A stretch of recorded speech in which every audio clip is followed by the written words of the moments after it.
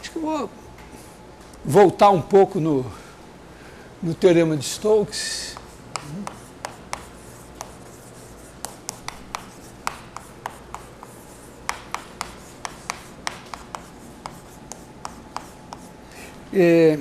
Nós vamos fazer uma coisa que vai ficar um pouco, talvez, vaga, que é o seguinte: eu não defini o que é uma superfície, mas eu defini a integral de superfície. Quer dizer, ficou mais ou menos subentendido, talvez como provavelmente é um pouco ousado do ponto de vista histórico eu dizer isso, mas a ideia de área e de volume, né, definições precisas disso, talvez não tenham sido dadas até o século XIX. A área é volume, todo mundo sabe o que é e calcula e pronto. E fica meio... mesmo quando a gente faz as áreas, fica meio subentendido que a gente sabe o que é a área. E pronto. No caso da superfície, também fica meio subentendido que a gente sabe o que é a superfície, e aí a gente calcula a área da superfície, ou integrais de superfície, parametrizando. E fica subentendido que isso independe da parametrização. Definir rigorosamente o que é uma superfície dá um certo trabalho. Alguma hora talvez eu pare para discutir um pouco isso. Provar que a integral independe da parametrização dá mais trabalho ainda, quer dizer, definir a integral da superfície e mostrar que ela independe da parametrização dá mais trabalho ainda. Então eu vou trabalhar assim, do ponto de vista formal, uma superfície para nós é uma superfície parametrizada, como também as curvas. Se você olhar até hoje, curva, ninguém definiu o que é uma curva. A curva é uma curva parametrizada. E a integral de linha, o comprimento da curva, tudo isso depende da parametrização, mas independe. Está claro que independe, mas não está provado. Então, em princípio, a gente pode pensar assim, quer dizer, o que é uma superfície?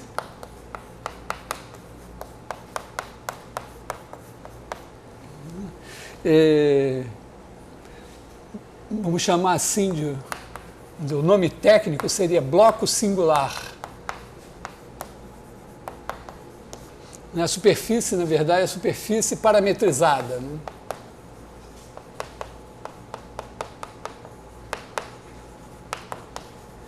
Esse é um nome mais razoável, esse daqui. Por que eu estou falando em bloco singular? É o seguinte, é porque a superfície, a curva parametrizada, ela é parametrizada, vamos dizer, curva. Você faz uma C de AB em Rn. Isso é uma curva parametrizada. Vamos dizer, de classe C1. Quando você vai fazer a superfície,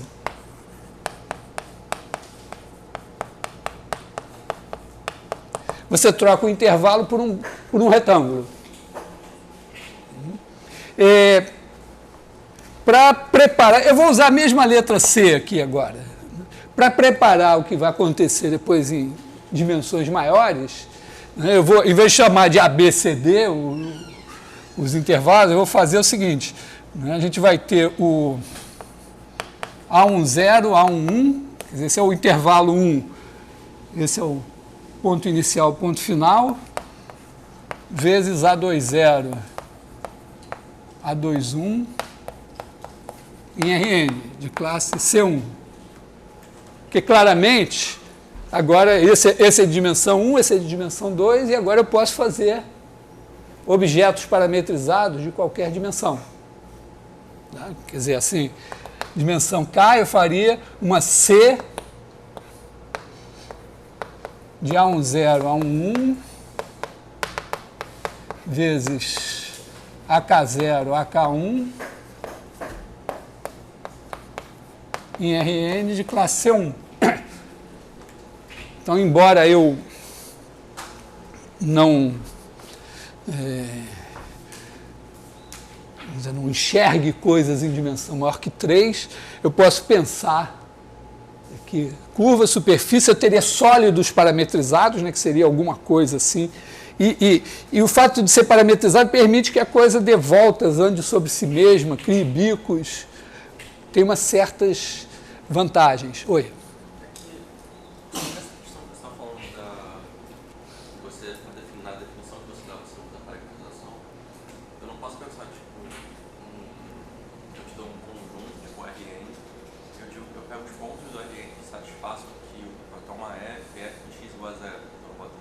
Sim,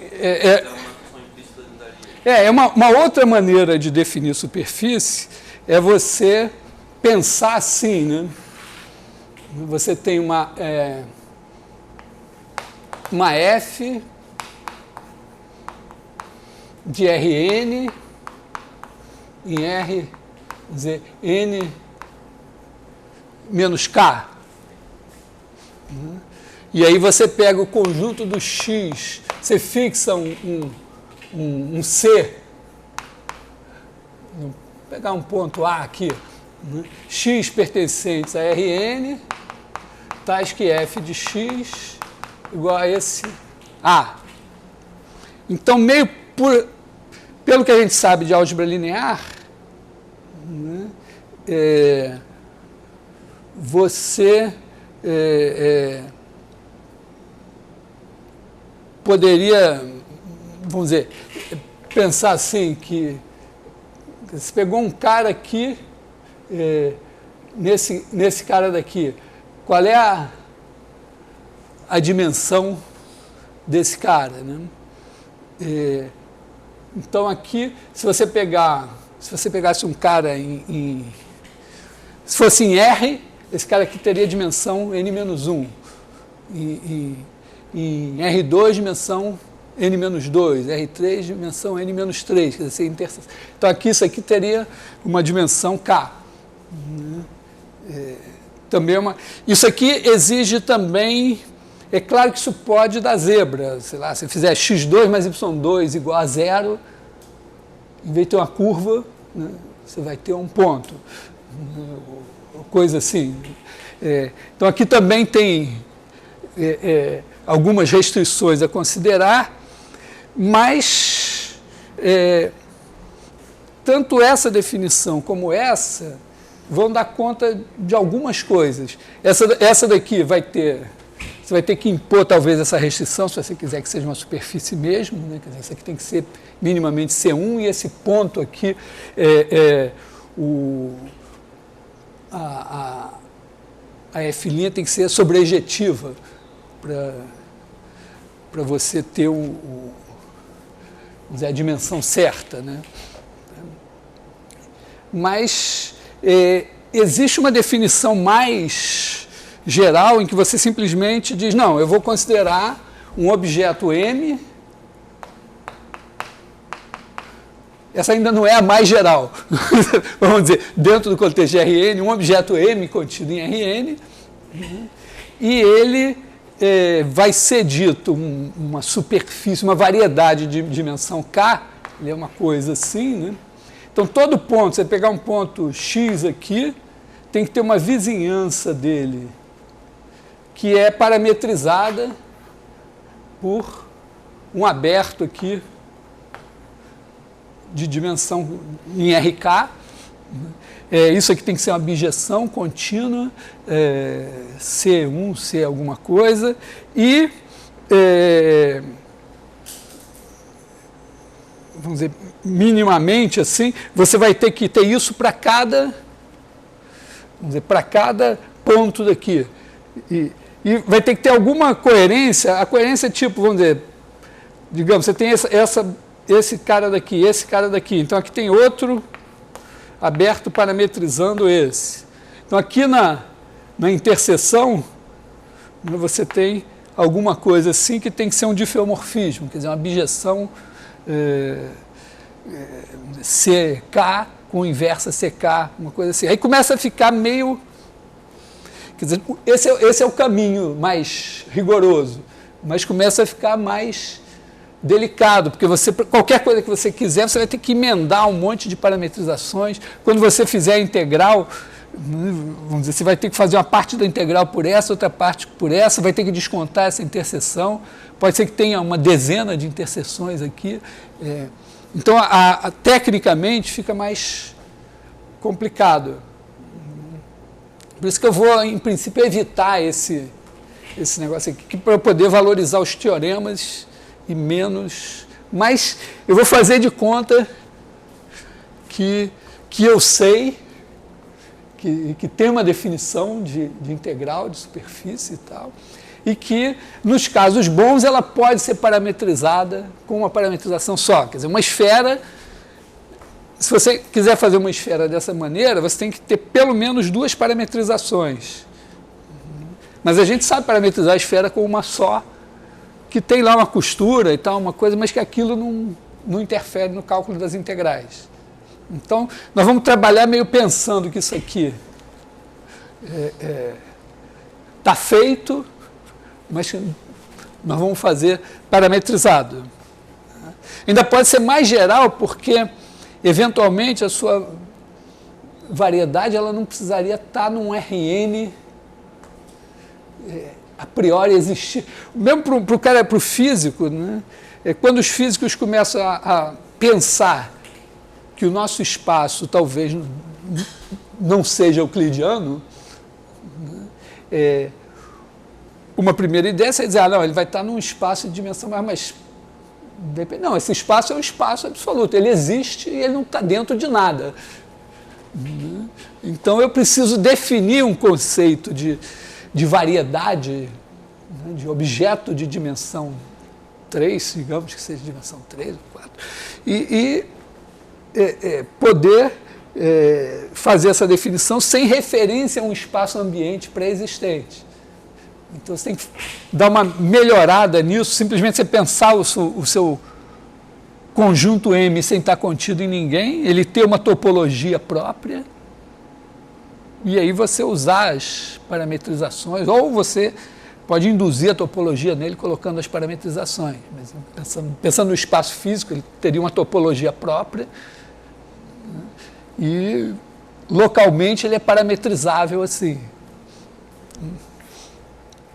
Então, vou varrer essa parte aqui para debaixo do tapete e vou pensar assim, uma superfície, eu sei o que é, e isso aqui permite pensar de maneira muito simples, né? O que seria uma superfície de dimensão K, é só fazer uma coisa assim, e permite fazer as contas, também de maneira relativamente simples. Até agora, né, o que... Vamos dizer, a gente está na superfície aqui, né? O N é igual a 3, mas o que eu vou fazer não faz muita diferença, né? Você tem isso, né? Você tem aqui o R2, então esse aqui, né, é o A10, o A11, o A20, o A21, tem a C, que está o seu espaço, e aqui a nossa superfície. Então, o bordo, um objeto que apareceu aqui na nossa história foi o bordo. Então, o bordo é formado por essas 4 curvas. É claro que eu posso pegar e parametrizar ele, né? Pegar 1/4 do percurso aqui, outro quarto aqui, outro quarto aqui, outro quarto aqui. Mas imagina quando eu fizesse um cubo. Porque quando eu pegar um cubo, o bordo do cubo vai ter 6 faces, e aí não vai ser tão simples, né, fazer as 6 faces. Vamos dizer, você pode... Claro, você sempre pode abrir o seu cubo ali e escolher uma das possibilidades. Mas tem uma ideia muito simples, que é o seguinte, simplesmente você diz, não, o bordo é uma soma formal dessas 4 curvas aqui. Você simplesmente, não, eu somei.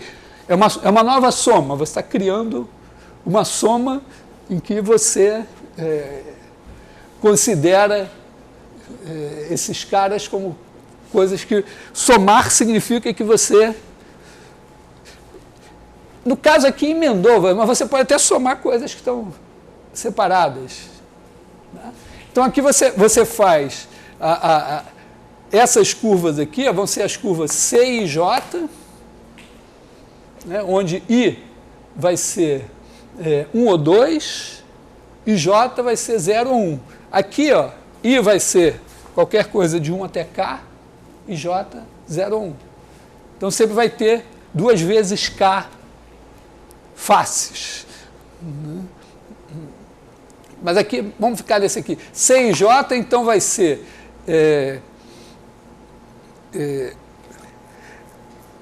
vai ser o quê? Por exemplo, a C20 vai ser essa daqui.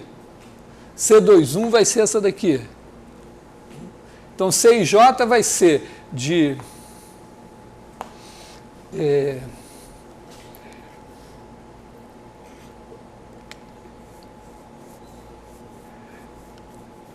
vamos dizer, vai ser de... Acho que é mais fácil eu formular isso aqui. Ó. A C e J, eu fixo a coordenada... Vamos ver o que é C e J aqui. Ó. C e J vai ser de A10, A11, vezes... Aí aqui vai ter o A e J.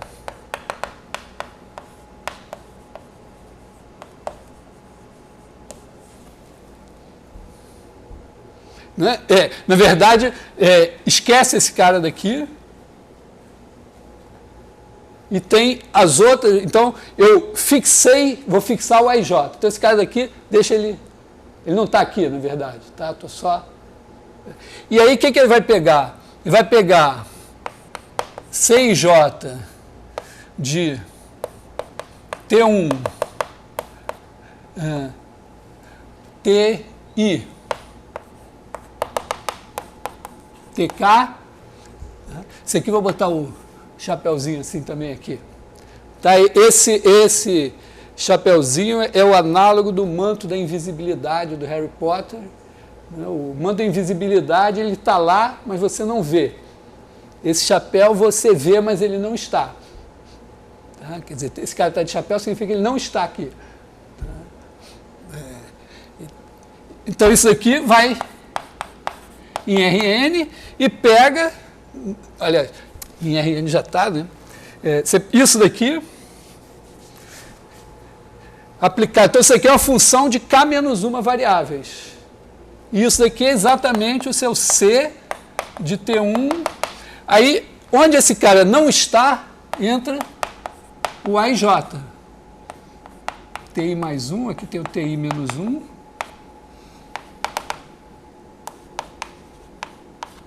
TK. Claro?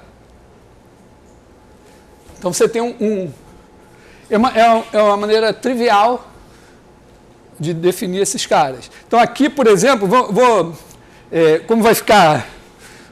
Aqui só tem 2, né? Fica meio sem graça. Então vamos definir assim, né? Vamos dizer, o C10, C10 é esse daqui. Então o C10 vai de A20 até A21, em RN, e C10 de T2 é igual a C de A10 T2. O C11 de A20 A21 em RN faz o C11 de T2 igual a C de A1 T2. Repara que eles estão os dois andando assim. Depois o C20 vai ser de A10 A11 em RN e vai fazer C20 de T1 agora. É esse aqui. Vai ser o C de T1 A20. Bom, e da mesma forma o C21 vai ser de A10 A1 em Rn e vai levar C21 de T1 igual a C de T1 A21. E aqui o teorema nos disse o seguinte, né? Deixa eu apagar agora essa...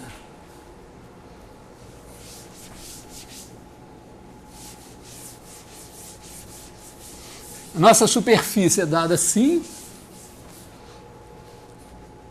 e o bordo dela é composto por essas 4 curvas parametrizadas.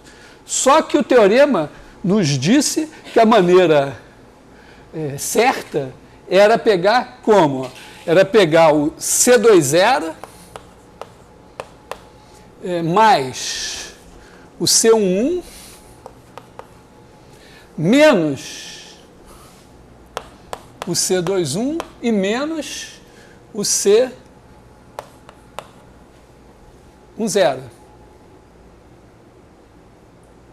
Isso daqui é o bordo de C. Vamos chamar assim, de bordo de C. Que eu vou escrever assim, isso daqui é igual a somatório de I igual a 1 até 2, somatório de J igual a 0 até 1, no caso geral seria I de 1 até K, né, de menos 1 elevado a I mais J, CIJ. Porque olha só, os pares estão com sinal positivo e os ímpares estão com sinal negativo. Milagrosamente isso vai funcionar no caso geral, mas por enquanto é apenas uma arbitrariedade. Mas nesse caso aqui foi o que apareceu. Então, dessa maneira, e é claro, a gente define, né, se você tiver um F de Rn em Rn, você pode definir a integral de F sobre o bordo de C como sendo o somatório, esse somatório aqui, de menos 1 elevado a I mais J, integral sobre C e J de F. Tá? Quer dizer, quando em vez de ter que reparametrizar a curva para ela ficar andando assim, eu simplesmente deixo ela parametrizada da maneira natural e troco o sinal da integral.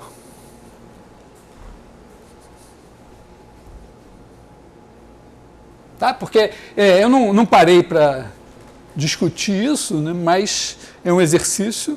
Né, você tem a curva, se a curva está parametrizada andando assim, aí você troca, né, troca o intervalo AB por menos B menos A e o T por menos T. E aí se você fizer a mesma curva andar ao contrário, a integral de linha que você faz aqui dá um número, a integral para cada menos esse número. Então, em vez de eu perder tempo aqui parametrizando essa coisa, né, emendando 4 curvas, ou reparametrizando elas para elas ficarem ordenadas da maneira certa, eu boto o sinal menos, e o sinal menos, na hora de calcular a integral, ele aparece aqui.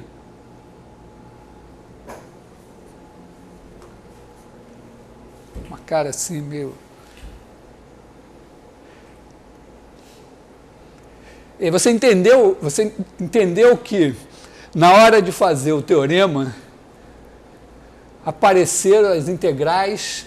Vamos supor que a figura é o que a gente espera que ela seja da maneira mais simples aqui. Apareceu isso aqui. Então, para calcular essa integral, eu tinha que ter essa curva parametrizada assim. Na verdade, não, ele já apareceu dessa maneira.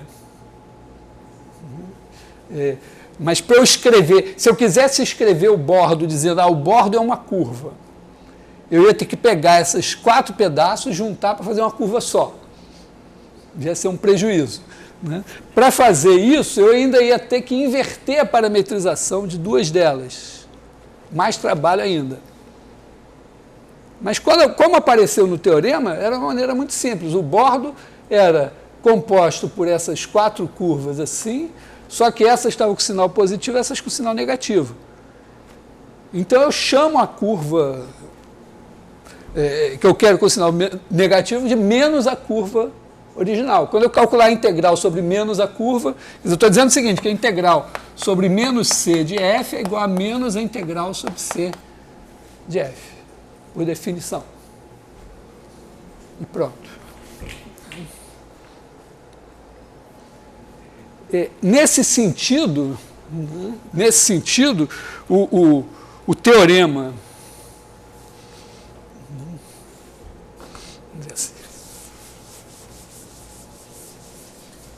então vamos botar aqui R3 e na hora que a gente fez as contas, a gente fez C2. Quer dizer, não precisava C2, mas precisava de segunda derivada, porque a gente fez derivadas segundas no meio da conta. Então, vamos botar C2. Na verdade, vale para C1. Depois a gente cuida desse ajuste técnico. A gente tinha isso, né?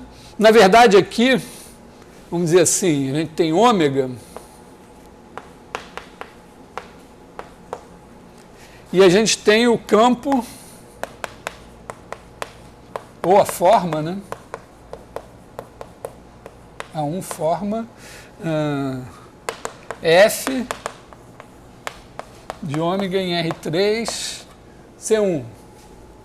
Também não precisava exatamente C1, mas... E aí, o teorema diz...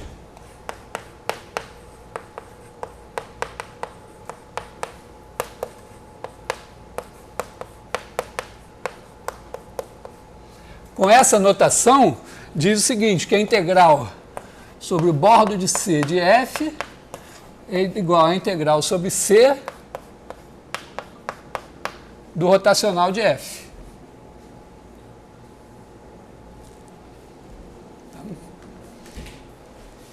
E isso pode servir de várias maneiras.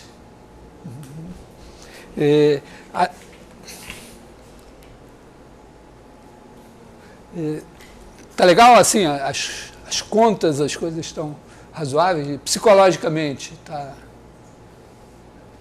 Geralmente o problema,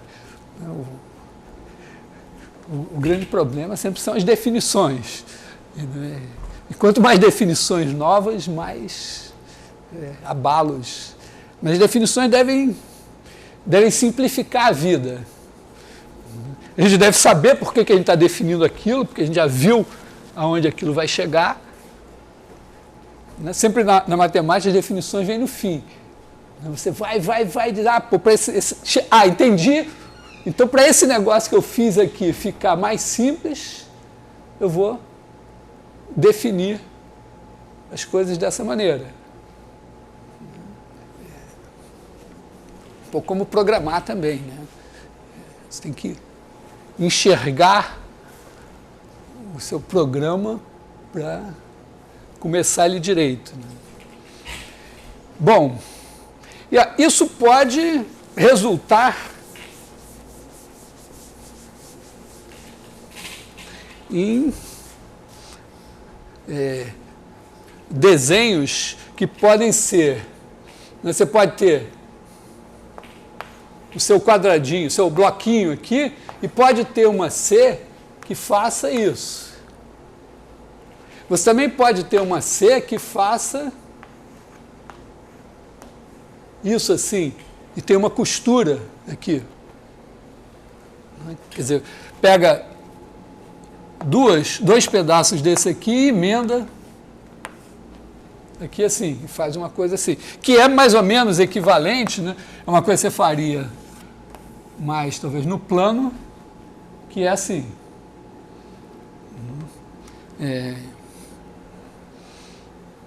Seria mais ou menos isso, né? Você começou aqui assim, foi, chegou aqui, aí veio para cá, aí fez assim e voltou.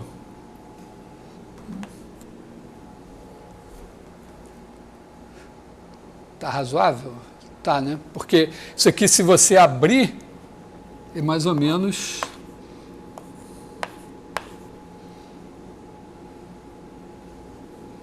isso assim, né? Tá.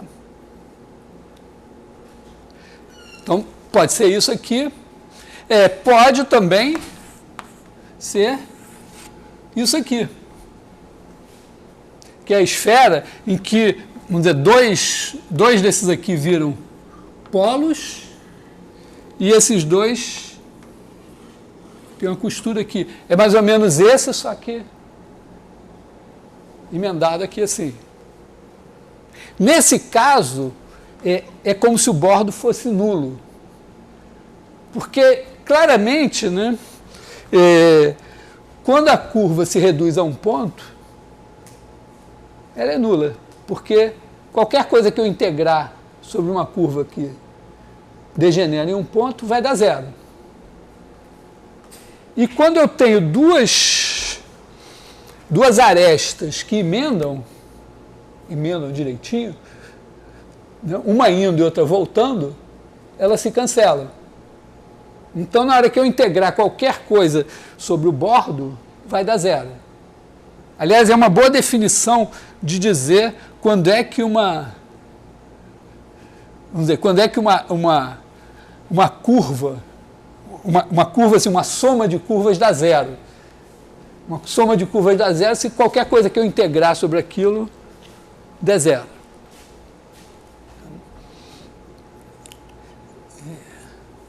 Então aqui, por exemplo, são... E também você pode ter Bom, esse aqui, esses bicos todos podem também virar uma coisa mais simples, porque se esses caras, essas três linhas aqui degeneram em um ponto só, essa daqui começa e termina nesse ponto, então isso daqui também poderia virar uma coisa assim. Tá? Quer dizer, você fez uma parametrização em que todo mundo aqui degenera e vira uma coisa assim.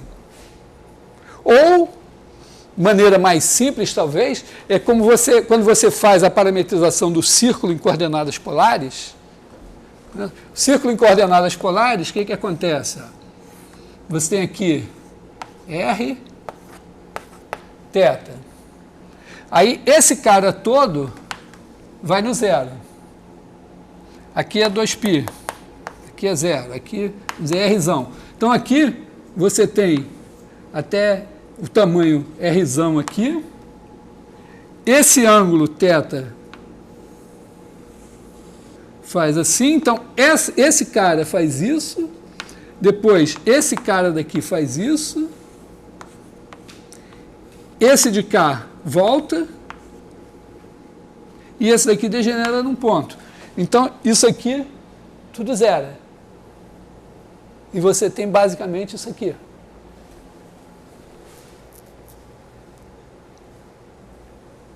Ok?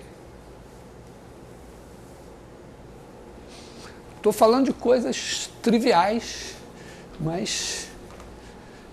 ou seja, essa definição aqui é versátil. Você pode parametrizar muitas coisas boas com isso aqui. Pode fazer um toro também. E assim como a gente colou curvas, a gente pode colar superfícies. Quer dizer, eu posso pegar, fazer por exemplo, para fazer um cubo, imagina, se eu vou parametrizar um cubo, quer dizer, o cubo, só a superfície. Ele tem 6 faces, então eu teria que fazer para fazer uma parametrização, eu teria que fazer uma coisa assim, né? E aí cada uma dessas parametrizar uma das faces, e vai ter uma emenda que não vai ser diferenciável, vai ser uma coisa horrorosa. Então é muito mais simples também pensar o cubo, né, a superfície do cubo, como uma colagem de 6 superfícies triviais.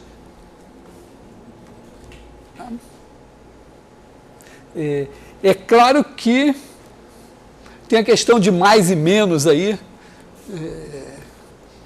que talvez deva ser considerada.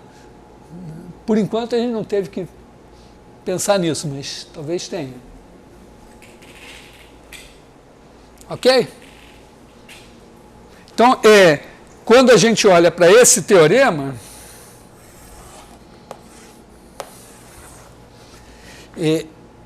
a gente está usando essas definições aqui. Mas a gente pode perfeitamente pensar assim. Por exemplo, não custa nada você pensar que o bordo da esfera é 0. Porque da maneira como ele está, vamos dizer, na parametrização padrão da esfera, qualquer coisa, qualquer campo que você integre sobre o bordo da esfera, a integral vai dar 0. Aliás, nós vamos dizer que uma superfície é fechada se o bordo dela é 0.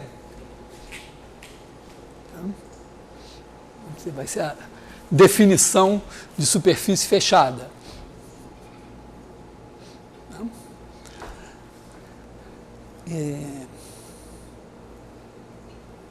Aliás, as superfícies fechadas vão ter a seguinte propriedade, né? Olha só, se C é uma superfície fechada, imagina que o campo G, vou só fazer uma analogia agora, vou olhar aqui o nosso teorema e pensar assim, superfície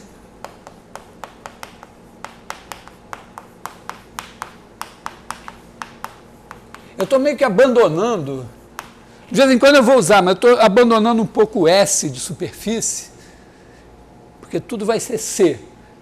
C vai ser o nome geral, a letra geral para objetos de dimensão K. É um C de cadeia.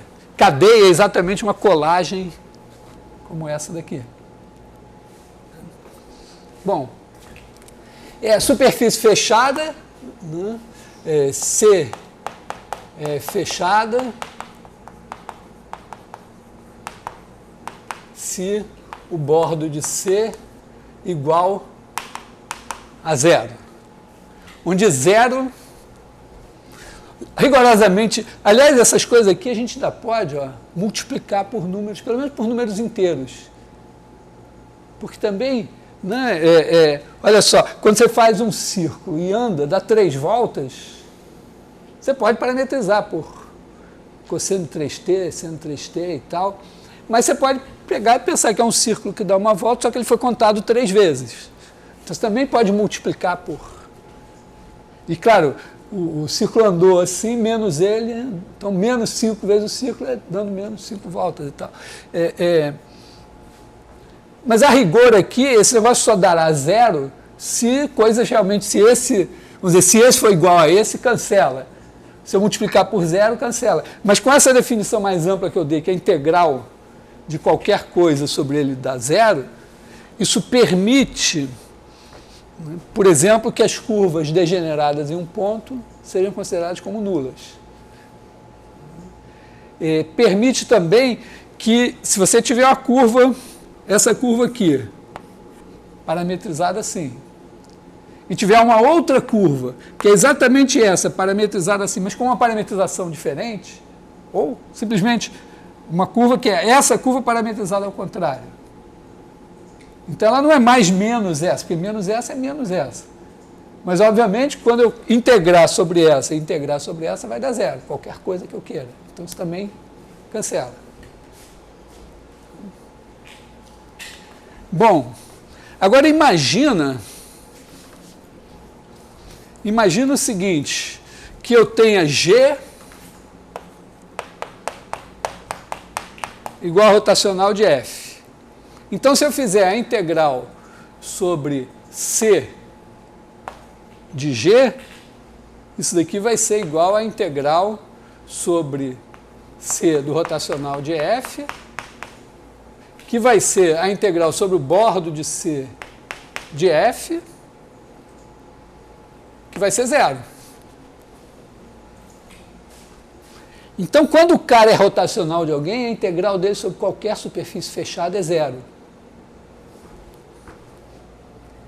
Que tem uma analogia, né, com a coisa de que o cara, quando ele é gradiente de alguém, a integral dele sobre qualquer curva fechada é zero.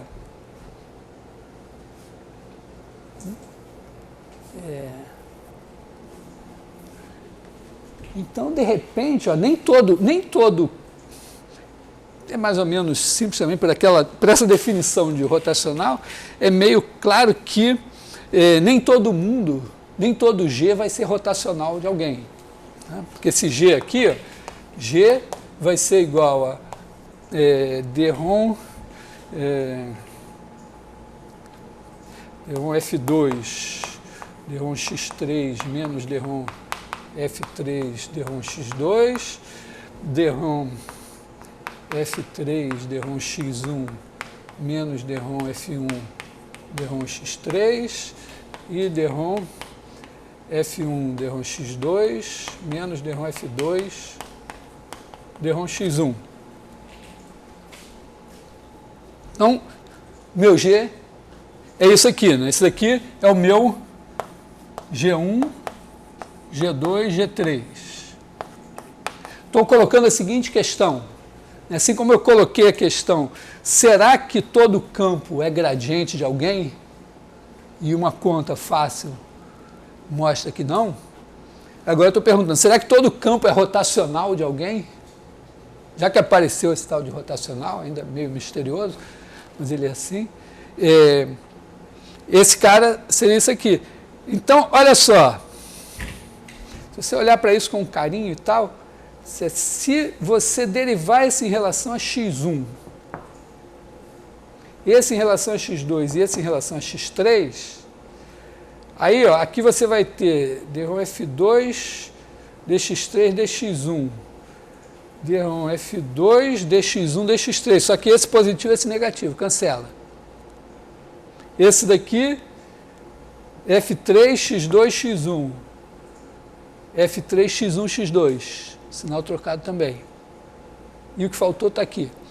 Então, certamente você vai ter dρ G1, dρ x1 mais dρ G2, dρ x2 mais dρ G3, dρ x3 igual a zero. E, obviamente, não é todo o campo que vai ter essa propriedade aqui. Então, nem todo campo é rotacional de alguém. Então, a gente pode dizer, então vou reiterar. Quer dizer, eu tinha brincadeira assim, ó, nem toda função é constante. Então, vou medir quanto que a função deixa de ser constante. Aí eu fabrico o gradiente. O gradiente mede o quanto a função é constante e, né, quando eu passo desse ponto para esse ponto por uma curva, eu integro o gradiente sobre essa curva e tenho, né, aqui integral do gradiente de f sobre c, que é a, que é b, é igual a f de b menos f de a. Depois, que também pode ser escrito assim, ó, eu posso dizer que o bordo dessa curva c é b menos a. Não é que eu vou pegar o vetor b e subtrair o vetor a. É o vetor b contado, o ponto b contado positivamente e o ponto a contado negativamente. Aí depois a outra questão, vou apagar essa.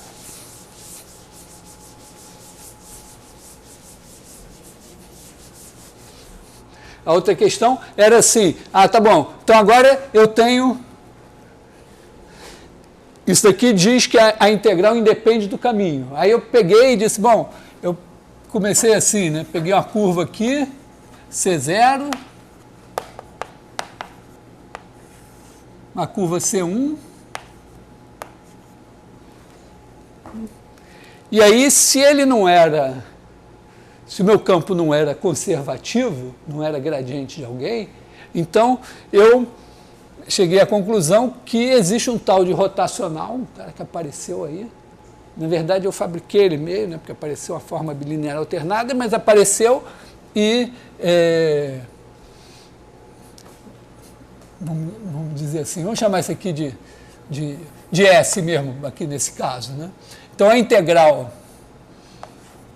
sobre C1 de F menos a integral sobre C0 de F é igual à integral sobre S do rotacional de F.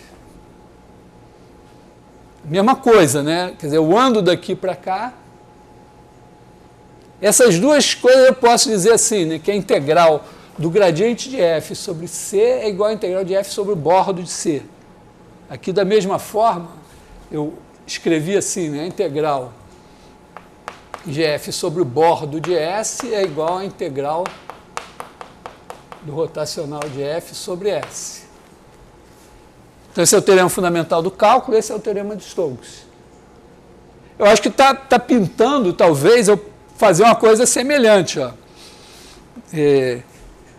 Porque aqui, se o cara é rotacional de alguém, a integral dele sobre qualquer superfície fechada é zero. Significa meio que...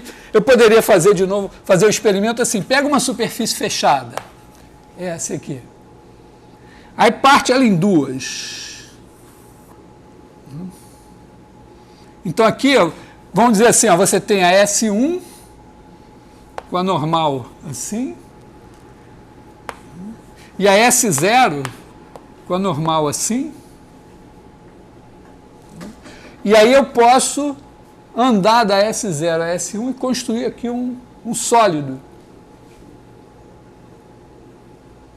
E outra maneira de ver né, se você tivesse G igual a rotacional de F, eu poderia dizer o seguinte, né, que a integral de G sobre S1 seria igual à integral do rotacional de F sobre S1, que seria igual à integral de F sobre o bordo de S1, que é essa curva C aqui.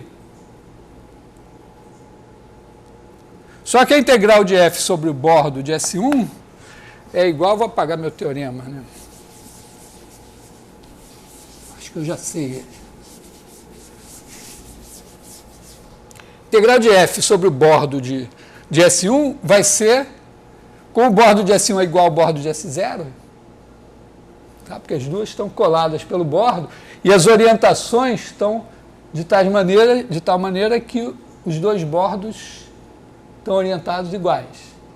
Então, isso aqui é igual à integral sobre o bordo de S0 de F. Então, pelo mesmo teorema, isso daqui é igual à integral sobre S0 do rotacional de F. Como S é S1 menos S0, então eu posso dizer assim que a minha S, da maneira como eu orientei, né, a S1, a S seria com a normal para fora. Então, menos S0 seria com a normal para fora também. Então, vou escrever assim, S é igual a S1 menos S0. E aí eu estaria dizendo que a integral sobre...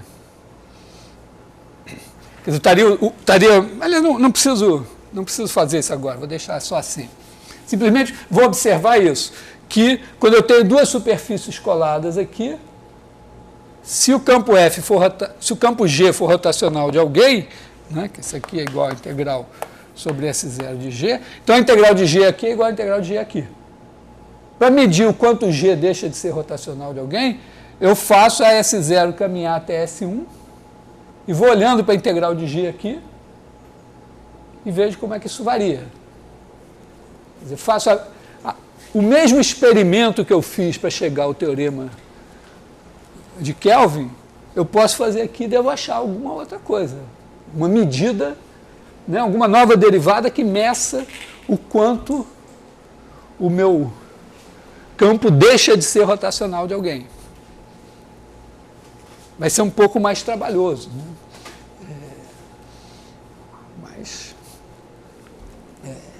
Ou até já para ganhar tempo em relação ao que eu fiz aqui, porque eu fiz isso assim, depois eu vi que eu podia fazer assim direto. E dizer, e enunciar meu teorema, em vez dessa maneira, eu dizer, isso aqui era a minha C, aqui é o bordo de C, e enunciar o teorema da maneira como eu apaguei, né, que é a integral de F sobre o bordo de C igual à integral do rotacional de F sobre C. Então, eu posso... E eu fiz isso como eu andei, né? Eu comecei aqui, fiz essa curva andar aqui. Ela não estava mais fixa no bordo, então ela ia construir alguma coisa aqui no caminho. Então eu posso fazer uma coisa assim, eu pego uma superfície e faço ela andar até virar outra. Né? Pego a superfície aqui assim, e aí ela sai andando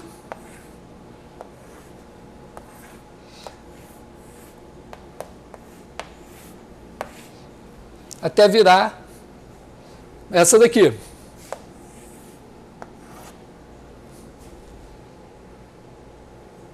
E aí eu vejo como é que varia a integral de superfície aqui. Provavelmente vai aparecer alguma coisa que eu vou integrar aqui no meio, mas ainda vão aparecer 4 outras integrais para esses rastros, né? O bordo da minha superfície, na hora que ele andou, ele deixou como rastro 4 novas superfícies. Tá? Então, vou me encher de coragem e vou tentar fazer esse experimento aqui. Espero que dê certo. Estou me sentindo um pouco mais confiante. Eu já acordei. Eu acordo às 6 e tal, levo meu filho na escola, depois volto, pego minha filha, levo na escola e tal. Aí, acho que essa hora eu já estou começando a acordar. Então, vou tentar fazer esse experimento, que vai consistir, então, em... bom, eu tenho que definir, tenho que montar todo o laboratório aqui assim, né?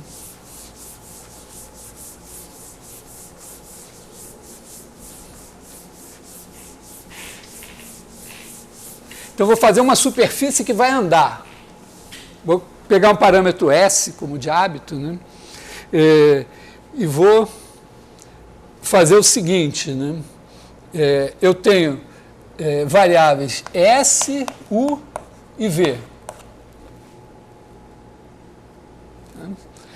Então, S vai variar de 0 a 1, e vai ser, para simplificar, a minha superfície varia em função de S com S de 0 a 1. Aí o U vai variar.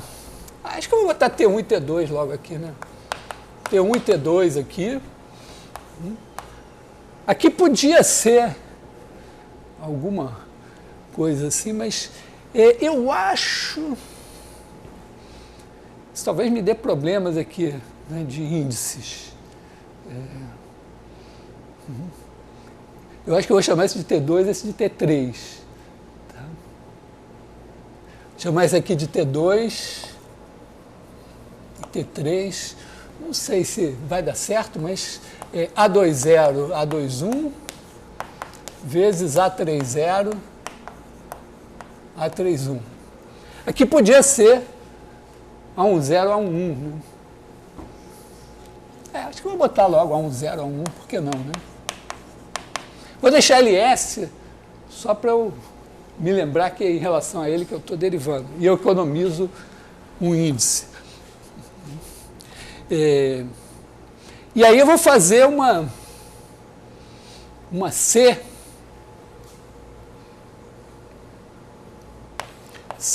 de ST2 T3, né? Tá? Quer dizer, eu vou fazer bom, vou chamar esse cara daqui de B, de bloco, né? Eu vou fazer uma C de B em R3. Quer dizer, eu estou... Quando o S varia, eu estou fazendo a minha superfície andar. Ela faz uma espécie de bloco parametrizado, né? Que pode, inclusive, andar por dentro de si mesmo, pode andar como ele quiser aqui. E aí eu tenho a função que depende de S. Bom, eu tenho um G. Né? Não precisa ser em R3, né? Aqui pode ser em ômega aberto em R3. E aí eu tenho aqui um campo G de ômega em R3, C1. Essa C daqui, acho que eu vou dizer que C é C2. Pela minha experiência, eu devo ter que calcular a derivada segunda, integrar alguma coisa, então já vou botando C2 logo. G de ômega em R3 é C1. E aí eu vou chamar de I, aí eu vou fazer uma I de A10 a 11 em R, e aí vai ser o quê? Para cada S eu tenho uma superfície. E eu faço a integral de G sobre essa superfície. Então, I de S vai ser a integral de A20 a 21 da integral de A30 a 31. Eu não sei se essa coisa foi... Porque também eu vou ter que voltar para trás, mas tudo bem. De G, de C, de S, T1, T2, T3, escalar, derrom C, derrom T2, vetorial, derrom C, derrom T3, tudo de ST2, T3 aqui, DT2, DT3. Então, peguei o campo, fiz o fluxo dele, tá claro? Quer dizer, para cada S eu tenho aqui a minha superfície C índice S. Aí tem aqui o derrom C, derrom T2, derrom C, derrom T3, né? Esse aqui assim, esse aqui assim, e aí o produto vetorial, esse cara aqui, que é o vetor normal do elemento de superfície, e eu multiplico escalarmente pelo G e integro. E aí eu vou ver como é que esse negócio varia com S. Então, não sei se teremos quadro para calcular essa I', mas vamos começar assim, né? Claro, a gente vai omitir essas coisas assim. Então, de novo, ó, isso daqui é um produto. Na verdade, são determinantes. Esse aqui é um vetor, um vetor determinante, 3 vetores, se deriva como um produto. Derivada desse, escalar esse vezes esse, mais esse escalar derivada desse por esse, mais esse escalar esse vezes a derivada desse. Então, I' de S é igual à integral da integral de G' de C, derrom C, derrom S, escalar. Tá, essa aqui, derivada disso, G de R3, matriz jacobiana disso, vezes a derivada disso em relação a S, e o resultado é um vetor que eu multiplico escalarmente pelo produto desses dois. Então, derrom C, derrom T2, vetorial derrom C, derrom T3, dt2, dt3, mais integral dupla de G, escalar, derivada segunda de C, derrom S, derrom T2, vetorial, derrom C, derrom T3, dt2, dt3, mais integral dupla de G de C, que é G de C, escalar, derrom C, derrom T2, vetorial, derivada segunda de C, derrom S, derrom T3, dt2, dt3. Espero que esteja cabendo lá no... Oi?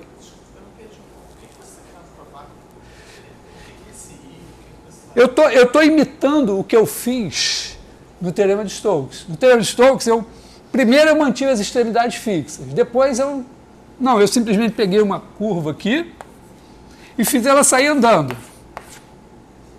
né, até virar essa aqui. Com isso, o que eu fiz? Eu parametrizei uma superfície por S e T.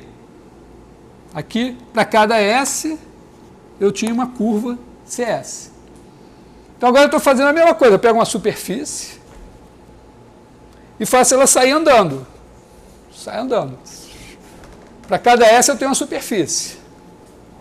Com isso, eu tenho uma sanfona de superfícies. Imagina Dominguinhos aqui tocando. Né? Minha sanfona de superfície aqui, que é, na verdade, o que? Eu peguei um bloco aqui e fiz uma função que construiu a minha sanfona. Agora eu estou olhando a integral sobre cada superfície e vendo como é que isso varia com S. Então, isso aqui, para cada S, eu estou integrando na superfície correspondente. Agora eu vou derivar em relação a S para ver o que isso me dá. Estou com a suspeita, está tão parecido com o caso anterior, que eu estou com a suspeita de que isso vai me dar alguma coisa semelhante. Eu vou ter que ter coragem para integrar esse negócio por partes aqui, mas eu já tenho mais ou menos a expectativa, né, de que quando eu fiz esse negócio, eu deixei um rastro de 4 superfícies. Então, na hora que eu integrar esse negócio por partes aqui, deve aparecer essas 4 superfícies.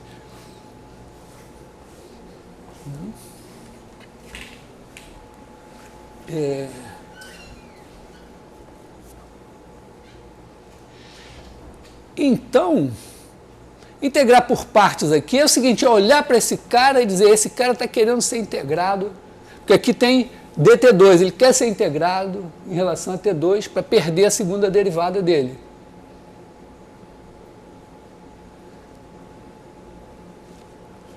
Meio... porque eu vou ter que derivar o resto. Né?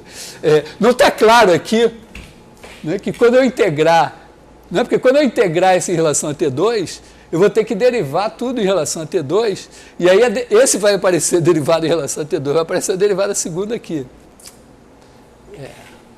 Mas, eu agora já estou mais esperto, eu já fiz isso antes.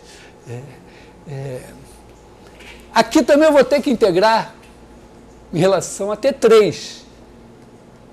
E aí, quando eu integrar isso, eu vou ter que derivar isso tudo em relação a T3, e vai aparecer aqui a derivada de C em relação a T3, T2, que é a mesma que apareceu aqui. Só que, com sorte, ó, aqui vai aparecer a derivada de C. Será que vai dar certo? Talvez, né? Porque quando aparecer a derivada de T3 aqui, esse cara está parado, aqui vai aparecer a derivada de C em relação a S. E aqui também esse vai estar parado e aqui vai aparecer a derivada de C em relação a S, só que trocou a ordem. Então, está com cara que as novas derivadas segundas que vão aparecer vão se cancelar. Eu acho que eu devia dar essa... Vocês ainda vão ver o vídeo do profeta Malaquias, eu acho que eu devia dar essa aula vestido de profeta Malaquias, porque aqui é uma coisa que você pode dizer, milagres acontecem, né? Mas está com cara que vai acontecer esse milagre. Então, é isso. Vamos ter que... vou botar aqui I de S igual a integral dupla de G de C escalar d-ROM C, d-ROM T2, vetorial d-ROM C, d-ROM T3, dt2, dt3, e vou tentar apagar o quadro de cá e ver se cabe do lado de cá essa conta que eu vou ter que ter muita coragem para fazer. Quer dizer, a conta é integrar esse aqui por partes, né? Então isso aqui vai ser I' de S é igual a integral dupla, vou deixar o T2 e o T3 aqui mesmo, de G' de C, d-ROM C, d-ROM S, escalar, d-ROM C, d-ROM T2, vetorial d-ROM C, d-ROM T3, dt2, dt3. Aí, esse cara daqui, ó, eu vou ter que pensar assim, né? Vou fazer meu rascunho aqui. G de C, escalar, d-ROM C, d-ROM S, vetorial d-ROM C, d-ROM T3. Quando eu derivar esse em relação a T2, isso daqui vai me dar G' de C, d-ROM C, d-ROM T2, escalar, d-ROM C, d-ROM S, vetorial d-ROM C, d-ROM T3, mais G de C, escalar, d-ROM 2C, d-ROM T2, d-ROM S, vetorial, d-ROM C, d-ROM T3, que é o cara que eu tenho lá, e mais G de C, escalar, d-ROM C, d-ROM S, vetorial, d-ROM 2C, d-ROM T2, d-ROM T3. Tá? Então eu vou trocar essa integral daqui, que é isso daqui, né, por isso menos essas duas. Tá? Então eu vou ter aqui mais, quando eu fizer esse cara daqui, eu vou integrar em T2 e vou perder uma cobra aqui. Então, vou ficar com a integral de A, aqui estou integrando em relação a T2, né? Então, de A 3,0 a 3,1, desse bicho aqui,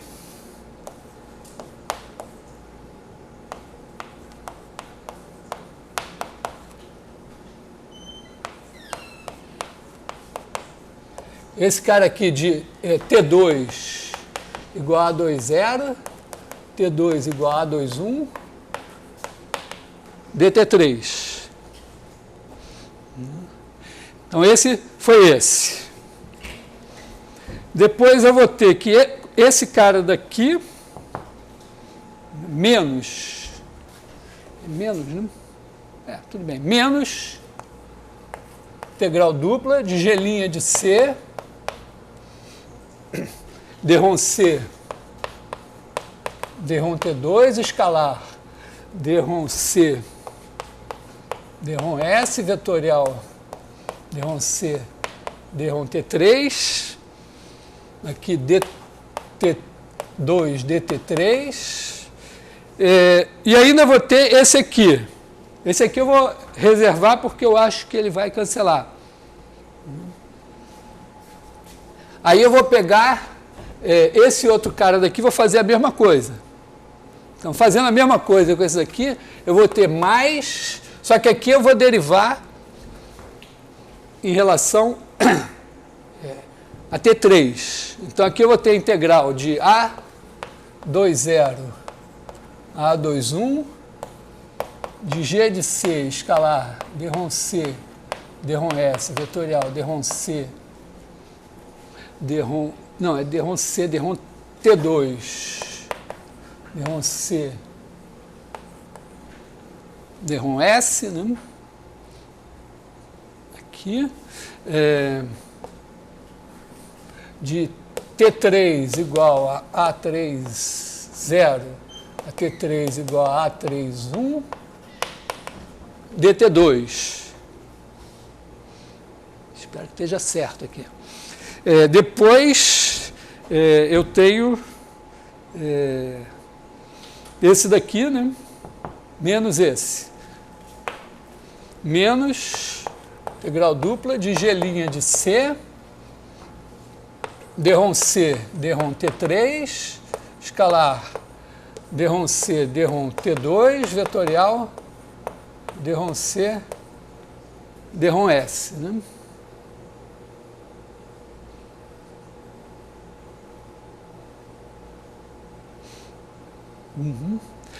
D, T2, DT3. E o outro termo, que seria esse daqui, só que aqui estaria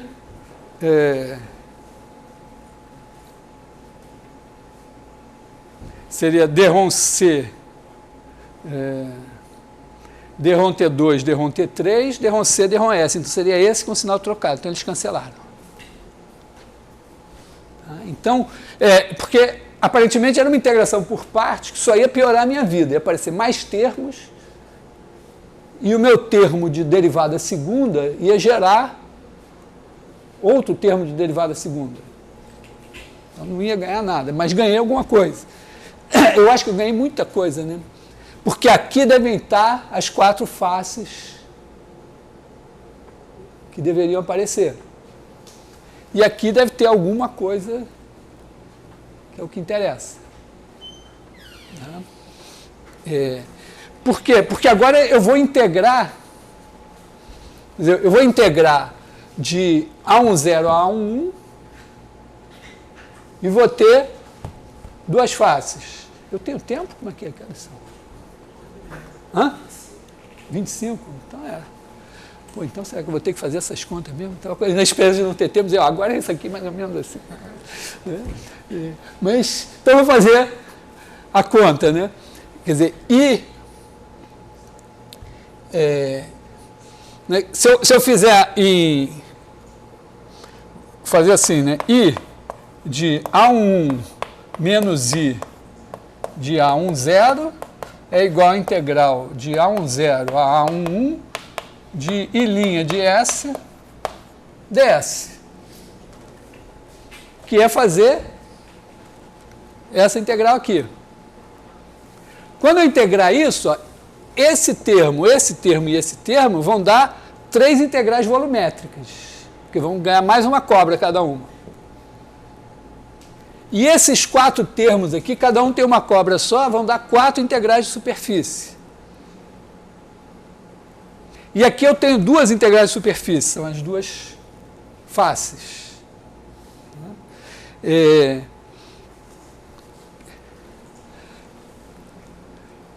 Então eu vou ter quer dizer, isso aqui corresponde à face A11. Vou chamar de face A11. Tá?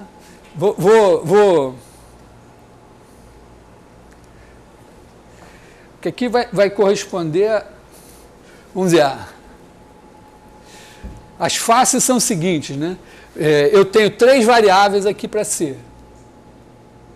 Então, eu posso fixar S igual a 1, 0, da uma face, S igual a 1 da outra face, que são essas duas aqui. Depois eu posso fixar T2 igual a A20, T2 igual a A21, que são essas duas faces aqui. T3 igual a A30, T3 igual a A31, dá mais 2 faces aqui. E elas vão aparecer com sinais, ó. Os sinais vão aparecer. Eu simplesmente sou o instrumento da palavra de Deus aqui nesse momento. Estou vendo. Né? Então, isso daqui, deixa eu ver onde é que eu vou escrever essa história. Né? Então, isso daqui vai ser o quê? Vai ser a integral de A20 a A21, da integral de A30 a A31, de G de C de A1, T2, T3. Vou apagar esse lado de cá aqui. Vou só fixar, vou só olhar, botar aqui a variável, tá, para não ficar enorme. Então, é isso daqui, quer dizer, eu estou fixando S igual a A1, e aí eu vou ter escalar dρ C, dρ T2, vetorial dρ C, dρ T3, nessas mesmas variáveis aqui, dt2, dt3, menos, agora fixando em A10, então a integral de, vou botar, os limites são os mesmos, G de C de A10, T2, T3, A10, T2, T3, isso aqui eu posso apagar.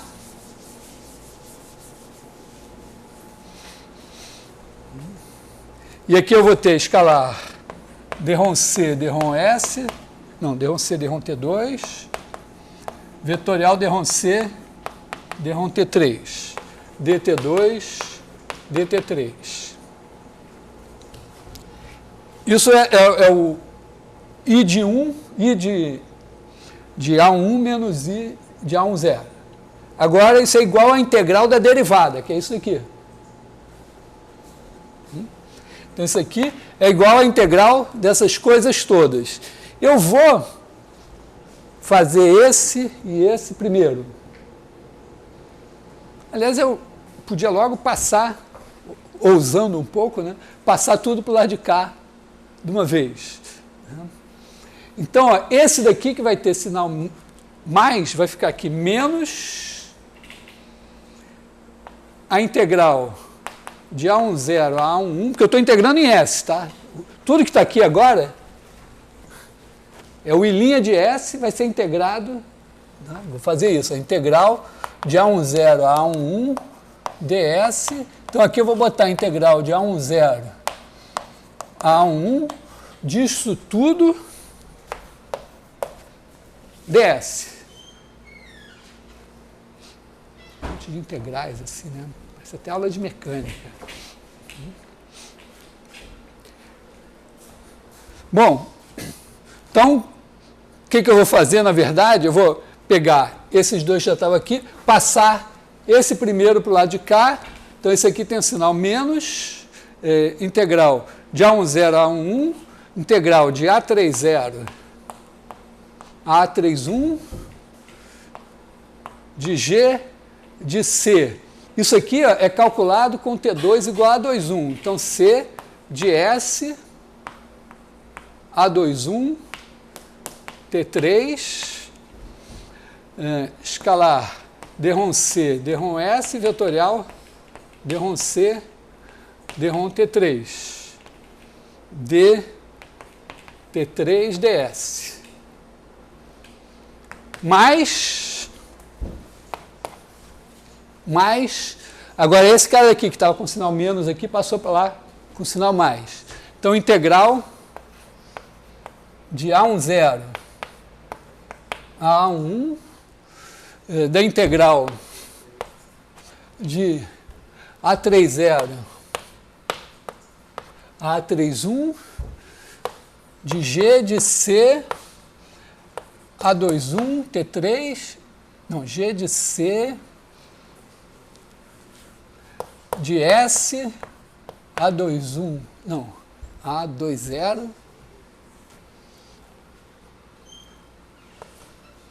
A20, T3,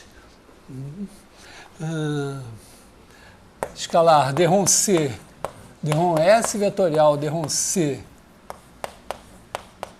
derrom T3, DT3, DS. Foi esse aqui. Tá? Eu fiz T2 igual a 2, 0. Aqui tudo está com T2 igual a 2, 0. Estou integrando em S e T3. Agora tem mais essas duas aqui. Então, menos essa daqui. Então, integral de A1, 0, A1, G de C de S. Agora é o T3, que é igual a A3, 1. Então, S, T2, A3, 1. Não tem outra integral de um lado. Ah, sim, faltou uma integral aqui. Integral, para não apagar, eu vou botar trocado assim, né?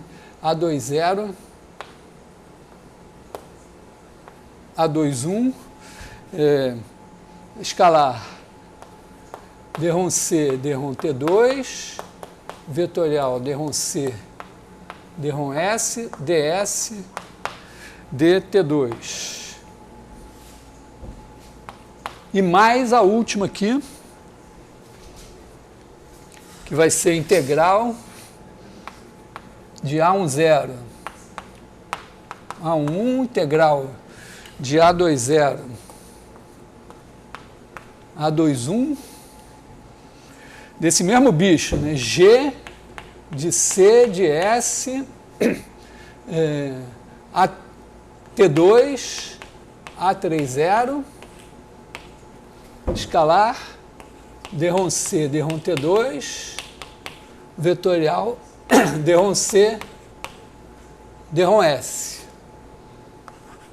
DT2, DS.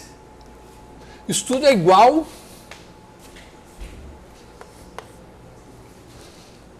a soma desses três.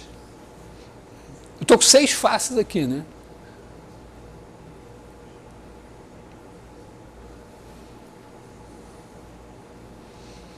Eu estou com essa aqui, mais as duas de lá, mais as duas aqui.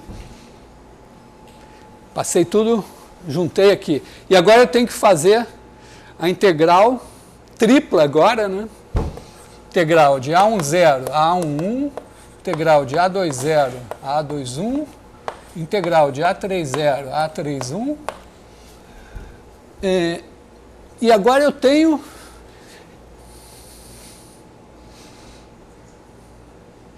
caramba, hein? Será que vai dar alguma coisa aqui? Vai sair algo? Vamos dar como... basicamente, eu tenho 3 vetores, U, V, W, e uma matriz.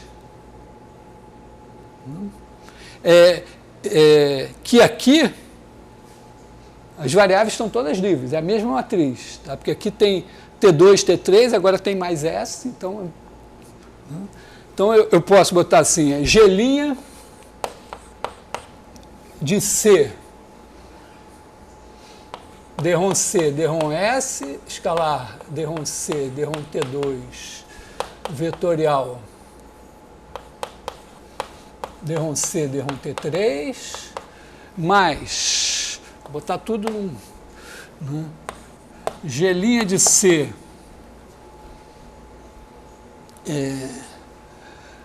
derrom C, derrom T2, escalar, derrom C, derrom S, vetorial derrom C, derrom T3, e mais a última, que é G' de C, derrom C, derrom T3, escalar, derrom C, derrom T2, vetorial derrom C, derrom S, DT2, DT3, DS, não, DT3, DT2, DS. Caramba, hein? Bom, esse lado de cá são as 6 faces.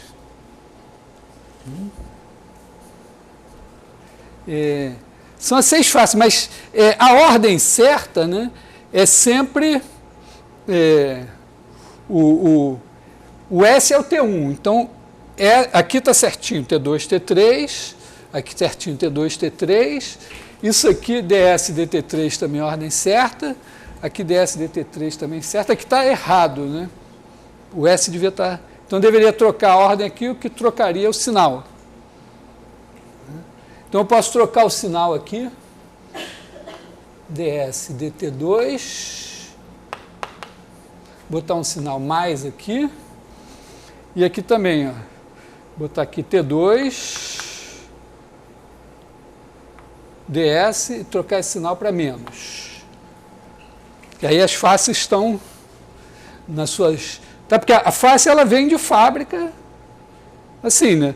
As variáveis têm a ordem, você usa aquela ordem. De qualquer maneira, tem os sinais aí. Esse cara aqui que deve ser... Então, aqui é integral no bordo. O bordo aqui vai ser definido, vamos dizer, essa face aqui tem o sinal mais, essa aqui tem o sinal menos, essa aqui tem o sinal mais, essa tem o sinal... cadê a outra dela? Essa aqui tem o sinal menos. É engraçado, ó, que a face S, ó, a face S, o final, o A11, está positivo e o inicial, o A10, está negativo. Já a face T2, o final, A21, está negativo e o inicial, A20, está positivo. E a face T3, a face 3, o final está positivo e o inicial está negativo. Mas, repara que isso significa o I mais J, o menos 1 elevado a I mais J. Aquele menos 1 elevado a I mais J, repara aqui, vamos pegar um negativo. Negativo, ó, 1, 0. Um positivo aqui, 3, 1. 3 mais 1 é par, 1 mais 0 é ímpar. Então, parece que também tem uma mágica aí aparecendo. Agora, esse bicho aqui. Então, eu meio que posso dizer aqui que é o seguinte, né? Vamos chamar minhas faces. Onde é que eu posso apagar até aqui, né? Acho que isso aqui também posso apagar, né? Acho que todo mundo aqui já deu o que tinha que dar. Vamos ler o que está escrito aqui, né? Quer dizer, eu tenho a integral de G sobre essa face aqui é C11,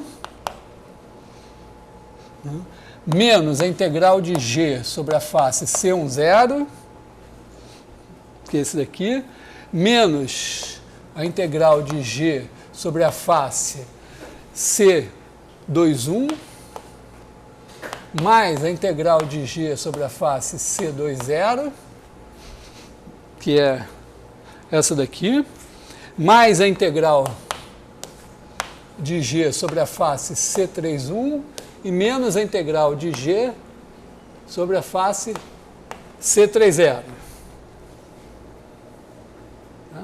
É igual a uma integral volumétrica, uma integral tripla sobre o meu bloco B, que é isso aqui, né? Agora, dessa coisa aqui, essa coisa aqui, eu vou pensar assim, ó, isso daqui é uma matriz A, isso aqui é um vetor U, isso aqui é um vetor V, isso aqui é um vetor W. Então, eu tenho aqui A de U, isso é um determinante, né? Porque o produto misto é um determinante, né? Tá legal? Quando eu faço produto vetorial desses dois, escalar esse, é como se eu fizesse o determinante, botando esse, esse e esse. Porque ó, o produto vetorial dos dois vetores eu boto aqui o primeiro vetor, as coordenadas dele, o segundo vetor, as coordenadas dele.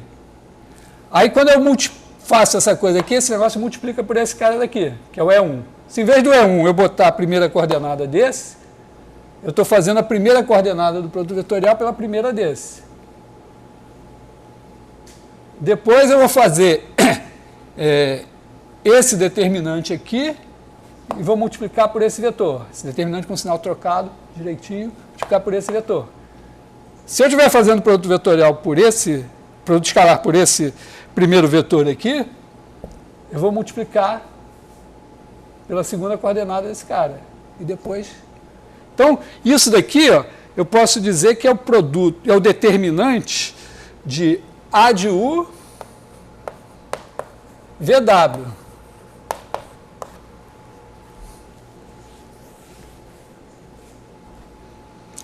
O segundo é o determinante de A de V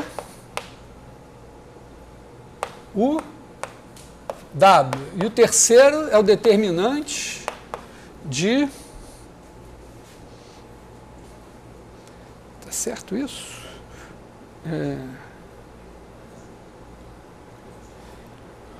Estou achando que é um sinal errado aqui, hein? Mas tudo bem, vamos ver. É o determinante de A de W V U.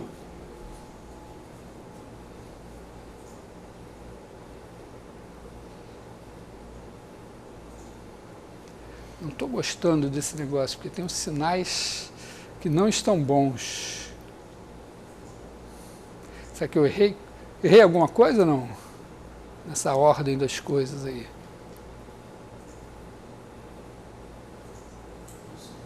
Não tinha aquele negócio que não pode ser DT2 e DS, tem que estar na ordem do menor. Não, mas eu troquei nas integrais de superfície, né? Esse aqui eu não troquei nada ainda, eles estão assim, né?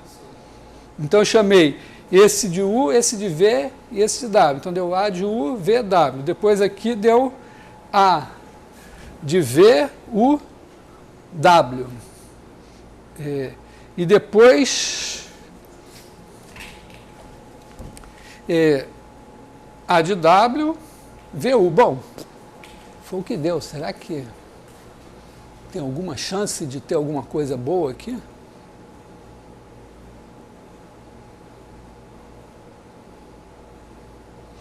Será que se eu trocar a ordem...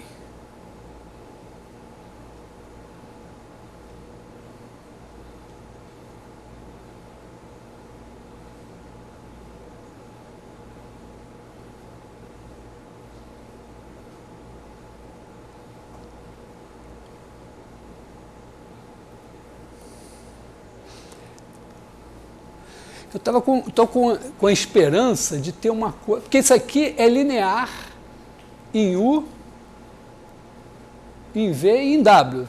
Certo? Vamos dizer, se eu multiplicar V por T, isso sai multiplicado por T, se eu multiplicar por T, sai multiplicado por T, se eu multiplicar, somar também. Então, é linear. Agora, eu gostaria que fosse alternado. Só que não está aparecendo alternado aqui, né? Preciso trocar a ordem.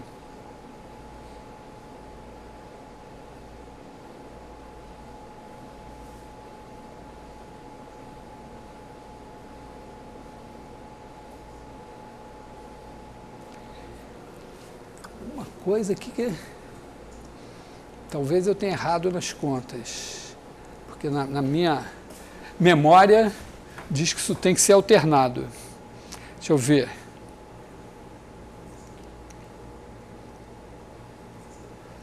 D1S, D1T2...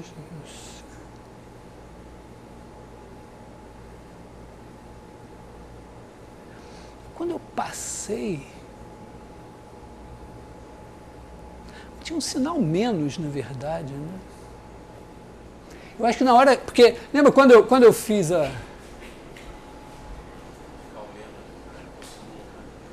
tinha alguma coisa que tinha que...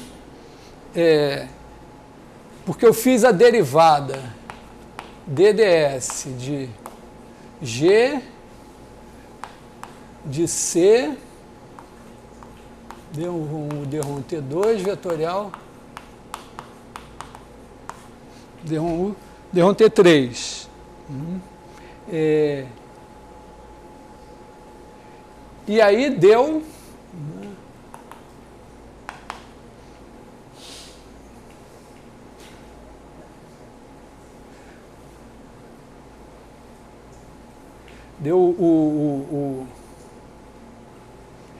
aqui o G' de C, D1 S, D1 T2, vetorial D1 T3, mais o G de C, D1 2U, D1 S, D1 T2, vetorial D1 T3, digamos, esse era o que estava, né? E mais um outro aqui que cancelou. Na hora que eu fiz a conta, eu tinha esse, então eu tinha que ter esse menos esse daqui.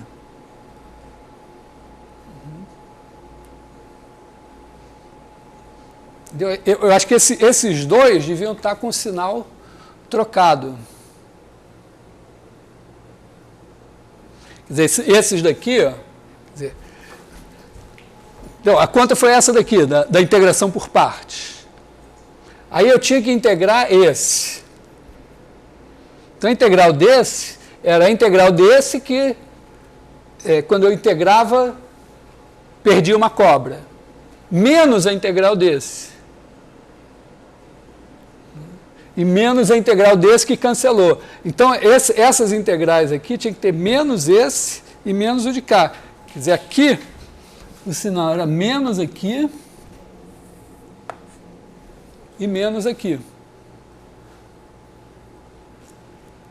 Será que melhora? Vamos dizer, teria que botar menos aqui e menos aqui. Entenderam o negócio aqui? Ó? Quando eu fiz a integração por partes, eu fiz essa derivada igual a esse, mais esse, que era o que eu tinha, e mais o terceiro que vai cancelar. Aí eu tenho que ter a integral desse, que era o que eu tinha, igual a integral desse, menos a integral desse. O primeiro não, porque o primeiro tinha vindo direto. Então, esse daqui estava com o sinal certo e tinha esses dois com o sinal assim. Que é a mesma coisa que eu escrevi o seguinte, ó, determinante de A de U VW mais o determinante de U A de V W e mais o determinante de U V A de W. Nas duas eu troquei aqui U com V e aqui eu troquei W com U. E agora sim, ó, primeiro é linear em cada coordenada. Segundo, se eu trocar a ordem de U com V, esse daqui vira A de V U, que é menos esse. E esse daqui vira V A de U, que é menos esse. E esse daqui troca de sinal também. Então, todo mundo troca de sinal. Mesma coisa. Então, esse bicho daqui, essa coisa aqui, é trilinear, linear em U, em V e em W, e é alternado. Então, é como se fosse o determinante. Só que não é o determinante porque não tem por que valer 1 na base canônica. Mas, pelo que eu vi, na nossa revisão de determinante, eu vi o seguinte, quando eu tenho uma forma trilinear alternada em R3, ela é um múltiplo do determinante. Então, eu posso garantir que esse bicho daqui, né, é alguma coisa vezes o determinante desses três vetores. Quem é essa coisa? Ó, então, isso daqui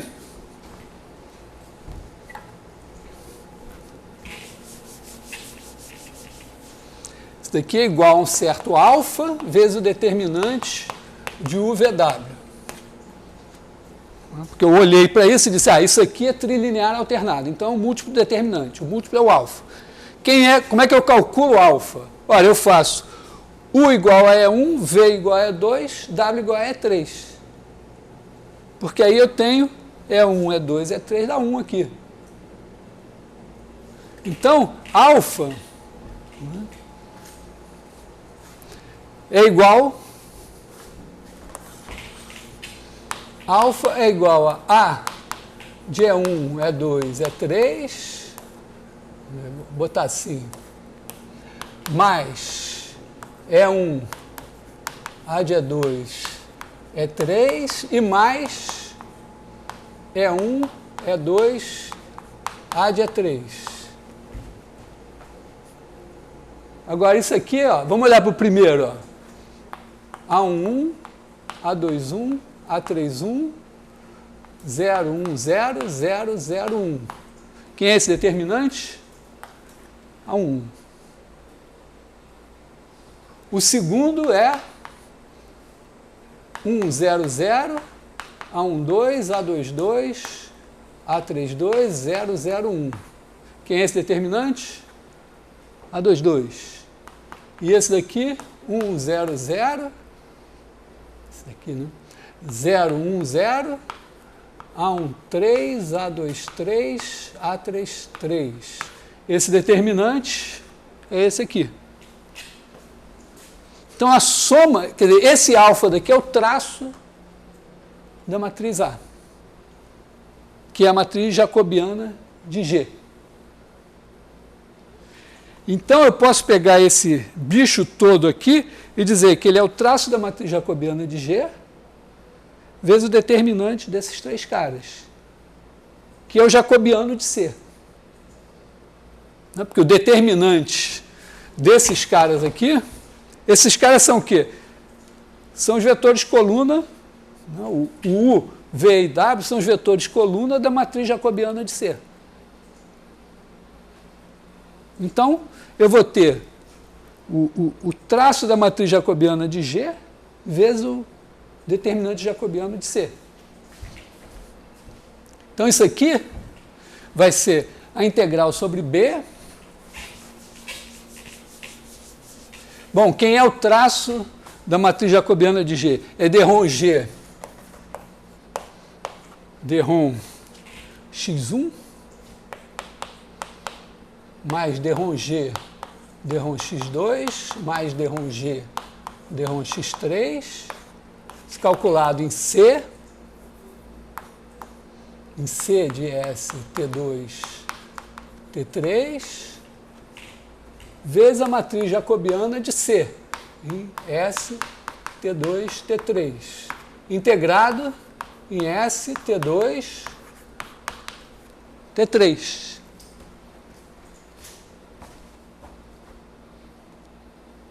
Apareceu um cara aqui, hein? Esse cara aqui, não custa nada chamar ele, né, de produto escalar de nabla por G.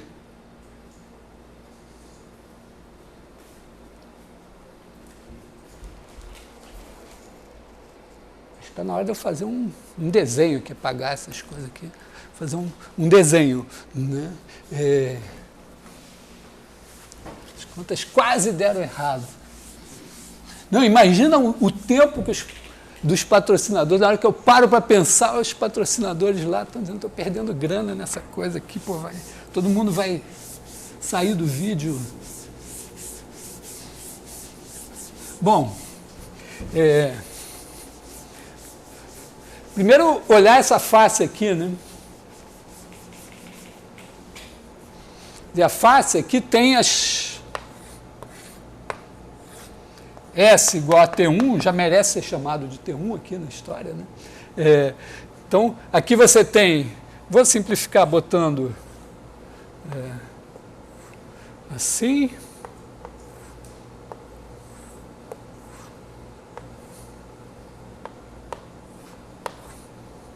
Mais ou menos uma perspectiva meio tosca, né? Dizer assim. Então, ó, tem aqui exatamente ó, as faces C e J. Estão com sinal positivo quando são I mais J é par. Então, estou dizendo que o somatório de igual a 1 até 3, do somatório de J igual a 0 até 1, da integral de menos 1 elevado a I mais J, integral sobre C e J de G. E então eu vou dizer isso, né, que essa face aqui da frente é positiva, a de trás é negativa, essa daqui do T2, essa daqui é negativa e a de cá é positiva, e a de T3, essa é positiva e essa é negativa. Tem a ver com o normal exterior, isso aqui. Mas, por enquanto, eu só vou dizer, né, que o bordo de C é somatório de igual a 1 até 3 do somatório de J igual a 0 até 1 de menos 1 elevado a I mais J, C e J. E isso aqui, então, vai ser a integral sobre o bordo de C de G.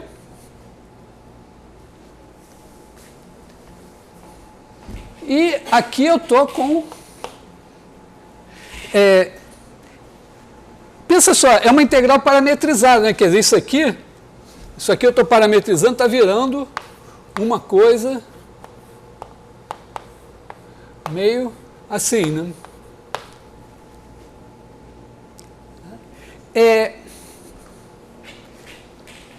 Eu sempre na integral eu uso o módulo do jacobiano. Mas se você pensar bem, imagina que você faz uma coisa que você parametriza um pedaço do plano e num trecho o jacobiano é positivo. Então vem daqui assim, ó, você vem aqui andando aqui assim, e aí você faz assim aqui e tal, tudo bem. Aí aqui você dobra. Então você faz uma dobra aqui e fica uma coisa assim. Nesse de cá, o jacobiano é negativo. Então, seria razoável você aceitar superfícies parametrizadas que podem ter dobras e você vai integrando e deixa o jacobiano com o sinal dele, de maneira que quando for positivo conta e quando for negativo desconta. Exatamente como uma curva parametrizada, né? Ela anda para cá, volta para cá, se ela voltar sobre si mesma desconta. Então, isso eu poderia chamar, né, quer dizer, quando eu tenho um objeto tridimensional parametrizado, eu tenho uma função e eu posso integrar sobre esse objeto, só que eu multiplico a função não pelo módulo do jacobiano, mas pelo jacobiano mesmo. Então, isso eu chamaria de integral sobre C dessa função, que é a divergência de G. Quer dizer, esse cara daqui é uma função que está sendo calculada em C de S, T2, T3, multiplicado pelo jacobiano, porque eu estou fazendo a mudança de variável, trazendo para B. Isso, por definição, é a integral dessa coisa tridimensional parametrizada. Então, o meu teorema está dizendo isso, a integral sobre o bordo de C de G é igual a integral sobre C desse cara aqui, que é chamado divergência, nome também dado por Maxwell. Só que o Maxwell usou menos isso e chamou de convergência. Então, aqui é isso aqui é uma coisa tridimensional parametrizada, quer dizer, um bloco singular de dimensão 3, em R3 mesmo, que eventualmente pode ser bonitinho, ele pode ter o jacobiano sempre positivo. E aí, exatamente, eu estou integrando essa função sobre a imagem dele. E esse daqui é o bordo, com esses sinais assim. E esse é o teorema, chamado de teorema da divergência de Gauss-Ostrogradski.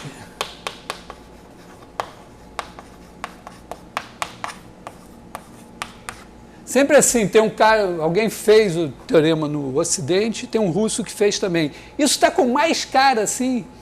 A gente nunca sabe o que o Gauss fez porque ele era muito modesto e ele escondia um pouco as coisas que ele tinha feito. Mas aparentemente ele fez isso no caso particular e o Ostrogradski teria feito o caso geral mesmo. Mas de qualquer maneira é o teorema da divergência de Gauss-Ostrogradski. Bom, nós teremos a próxima aula para